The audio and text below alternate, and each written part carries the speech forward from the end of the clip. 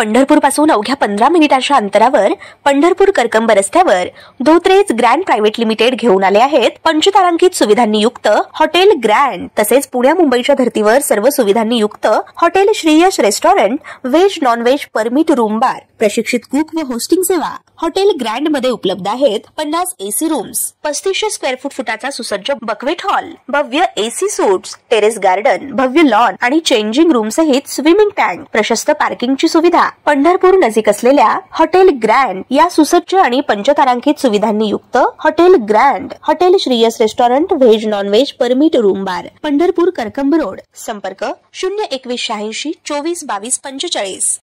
ताज्या घडामोडी पाहण्यासाठी आमच्या YouTube चॅनलवरील PVR म्हणजेच पंढरी वार्ता या न्यूजला सबस्क्राइब करा आणि शेजारील बेल आयकॉनवर क्लिक करा। अरे ह्या पोराकडून 1,20,000 रुपये घेतले, 3 लाख रुपये काय सांगितलं? 10 वाजेपर्यंत पैसे नाही दिले, तू विचार कर तुझा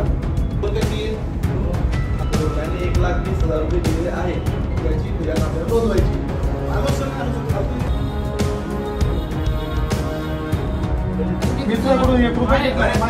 नुकसान झालं तेव्हा पैसे मागून आलेले लोकांकडून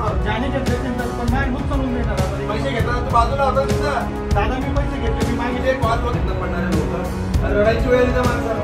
मी कुठे होतो त्या दिवशी याला जम्मू काश्मीरला, त्या दिवशीची घटना वाटते। बँगलोरला होतो जम्मू काश्मीरला। चाळीसगाव शहरातील एका टायपिंग इन्स्टिट्यूट मालकाकडे 3 लाख रुपये द्या, नाहीतर तुमच्यासह तुमच्या परिवाराला पोस्कोच्या गुन्ह्यात अडकवू अशी धमकी देत त्यांच्याकडून 1,20,000 रुपये खंडणी चाळीसगाव शहर पोलीस स्टेशनच्या काही कर्मचाऱ्यांनी घेतल्याची माहिती आमदार मंगेश चव्हाण यांना मिळाली असता त्यांनी तात्काळ संबंधित तक्रारदार यांच्यासह शहर पोलीस स्टेशन गाठून 4 तास ठिय्या दिला असता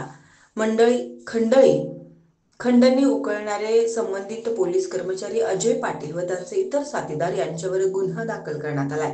यावेळी सदर पोलीस कर्मचारी यांच्या घरून त्यांनी खंडणी घेतलेले 1,20,000 रुपये देखील त्यांच्या घराच्या झडतीत हस्तगत करण्यात आले। ज्या पोलिसांनी नागरिकांना अपप्रवृत्तीपासून संरक्षण दिलं पाहिजे, तेच कायद्याचे संरक्षक जर भक्षक होऊन सर्वसामान्य नागरिकांना वेठीस धरत खंडणी उकळत असतील तर हे कदापिही सहन केलं जाणार नाही अशी ठाम भूमिका यावेळी आमदार मंगेश चव्हाण यांनी घेतल्याचं दिसून आलं।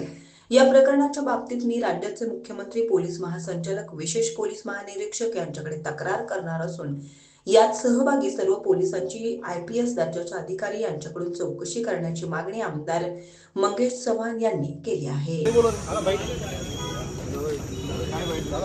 एका अल्पवयीन मुलीने पोस्को अंतर्गत गुन्हा दाखल केला होता।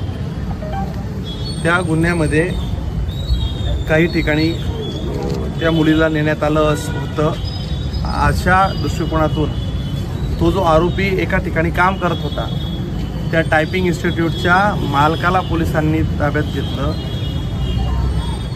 आणि त्याला हा कर्मचारी तुझ्याकडे काम करतो आहे, ती मुलगी इथं टायपिंग क्लासेससाठी पण आलेली आहे, म्हणून ज्या जागेत गुन्हा घडला त्या जागेचे मालक म्हणजे त्या टायपिंग संचालकाची आई, 70-75 वर्षाची महिला, तिच्यावर, तुझ्या भावावर आणि तुझ्या सगळ्या परिवारावर गुन्हे दाखल होतील असा दम दावून भीती निर्माण केली।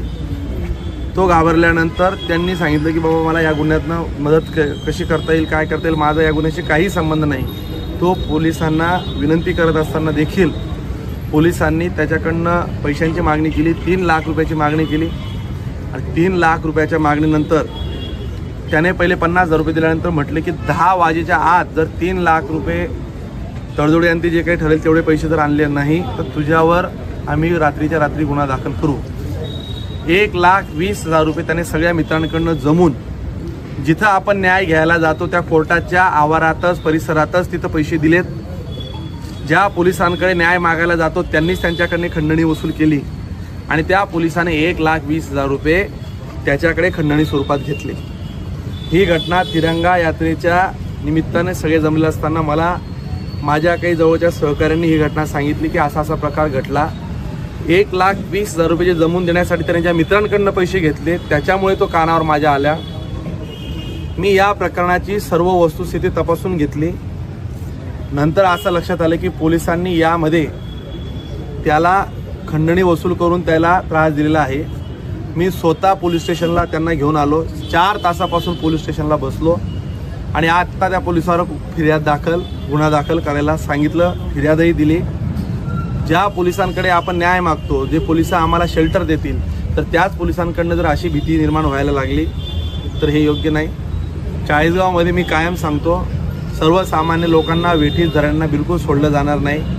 चुकीच्या प्रवृत्तींना तो कोणीही असू द्या, कितीही मोठा असू द्या, चुकीला माफी नाही. जे पोलिस याच्यामध्ये इन्व्हॉल्व असतील तो एका वरिष्ठ अधिकाऱ्याकडे आता तपासही दिला जाईल. त्या पोलिसांनाही मी अटक करायला सांगितली आहे. आणि 1,20,000 रुपये जी मागणी झाली होती, जे पैसे दिले होते, ते देखील DYSPंनी हस्तगत केले. स्वतः जाऊन त्याच्या घराची झडती घेतली. 1,20,000 रुपये देखील मिळून आले आहेत. आता त्याचाही पंचनामा होतोय. मी आपल्या माध्यमातून या चाळीसगावकरांना सगळ्यांना विनंती करेल, प्रशासनातून जर आपल्याला कधी काही त्रास होत असेल, चुकीच्या मार्गाने आपल्याला कोणी ब्लॅकमेल करत असेल, चुकीच्या पद्धतीने जर आपल्याला काही त्रास होत असेल, तर जर तुम्हाला पोलिसांकडनं जर न्याय मिळत नसेल, असं जर तुमच्या मनात येत असेल, तर मंगेश चव्हाण म्हणून तुमच्या पाठीमागे कायम उभा राहील. IG सरांशी या विषयावर बोलणार आहे. असे प्रकार यापुढे बिलकुल खपून घेतले जाणार नाही. त्यांनी मला आश्वस्त केलं आहे, ॲडिशनल SP मॅडमांनी सांगितलं, 15 दिवसापर्यंत आम्ही हे सगळं स्ट्रीमलाईन करू. सगळ्या पोलिसांना या संदर्भात सूचना देऊ. मी त्यांच्याकडनं अपेक्षाही व्यक्त करतो की हे पोलीस प्रशासनातला भाग सुटेल. परंतु प्रश्न असा निर्माण झाला आहे की 1,20,000 रुपयापर्यंतची लाच एक पोलीस कॉन्स्टेबल मागतोय. यामध्ये अजून काही मोठे अधिकारी आहेत का हे देखील